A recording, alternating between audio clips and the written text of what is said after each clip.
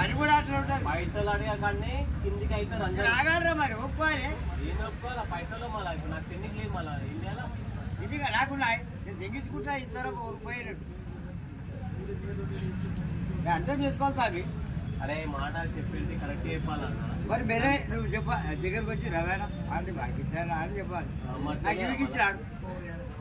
నువ్వు 60 రూపాయలు అని చెప్తే నేను ఏం చెప్పాలి చెప్పు మళ్ళా. ఆ 10 రూపాయలు పోయినా ఎంతమంది కడతారండి ఈ 10 రూపాయలు 300 1000 ఒక్క ఫోన్ అయిపోయా మరి. నువ్వు ఇస్తా ఉన్నావు కాబట్టి నేను అడుగుతున్నాను లేదు ఇయ్య అంటే ఇప్పుడు ఇస్తారా ఏమన్నా సేట్లు రాత్రి 10 గంటలకి నేను వండుకుంటా అప్పుడు ఇయ్యి.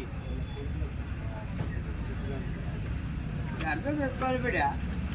నమస్తే రాజానా.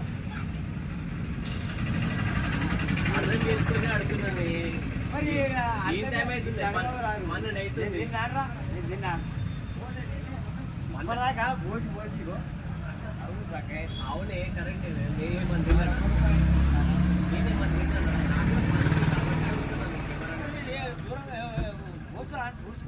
ఏడిపోతావు నువ్వు ఊడ్చుకొని ఏడిపోతావు నేను ఊడ్చుకున్నాను నీకేమా లక్షల ఆస్తి నువ్వు ఊడ్చుకొని నువ్వు నీకు లేదు నాకేం లేదు నువ్వు కానీ పట్ట నేను కానీ పట్ట అంతే అదే మాట. అరే ఆగ్రా ఇంకో గంట సేపు మధ్యాహ్నం వరకు అంటే అయిపోతుంది. ఇయో ఉంటే ఇచ్చేవాళ్ళని అడిగిన సరే పోనీ మధ్యాహ్నము సాయంత్రము రాత్రికో ఇచ్చాయి ఎవడా పిలిస్తే పని చెప్తే కదా రాబే కదా. అరే ఓ అంత కాదు పని చెప్తుంది రావు 14 పైసలు వస్తాయి. ఆ తుల్లిగాడు ఆడు ఓడాడు పెద్ద కాడ వండుకుంటా కదా ఆడ వండుకుంటాం కదా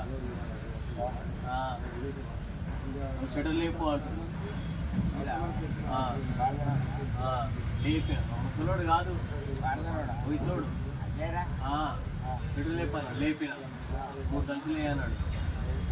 నేను అన్న మొన్న అన్న అన్న బియ్యం వేస్తారండి చాలా 10 రూపాయలు పెట్టా అసలు ఏం వేయాలో ఏమన్నా